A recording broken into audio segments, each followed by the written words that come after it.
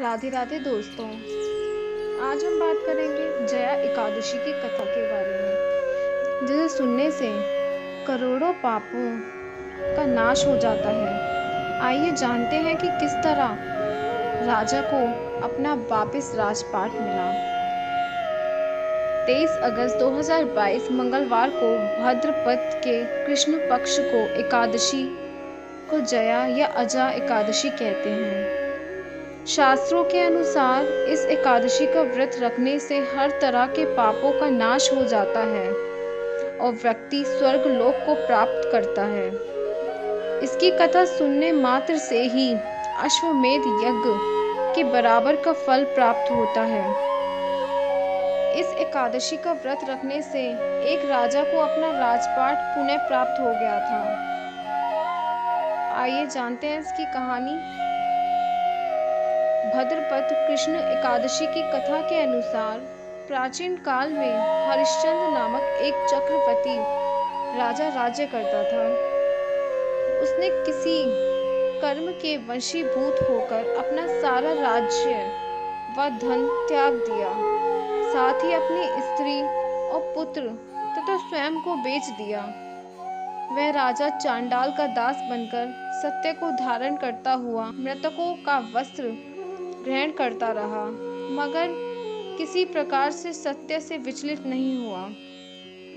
कई बार राजा चिंता के समुद्र में डूबकर अपने मन में विचार करने लगा कि मैं कहाँ जाऊं, क्या करूं जिससे मेरा उद्धार हो। इस प्रकार राजा को कई वर्ष बीत गए।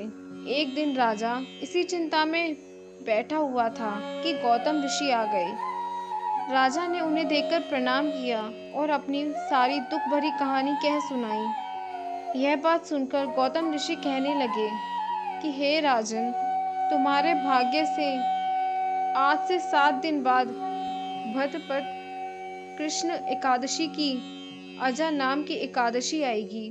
तुम विधि पूर्वक उसका व्रत करो। इस व्रत के पुण्य प्रभाव से तुम्हारे समस्त पाप नष्ट हो जाएंगे। इस प्रकार राजा से कहकर गौतम ऋषि उसी समय अंतर्ध्यान हो गए। राजा ने उनके कथा अनुसार एकादशी आने पर विधि पूर्वक व्रत व जागरण किया। उस व्रत के प्रभाव से राजा के समस्त पाप नष्ट हो गए। स्वर्ग से बाजे बजने लगे और पुष्पों की वर्षा होने लगी। उसने अपने मृतक पुत्र को जीवित और अपनी स्त्री को वस्त्र तथा आभूषणों से युक्त देखा। व्रत के प्रभाव से राजा को पुण्य राज्य मिल गया। अंत में वह राजा अपने परिवार सहित स्वर्ग को गया। यह सब अजा एकादशी के प्रभाव से ही हुआ।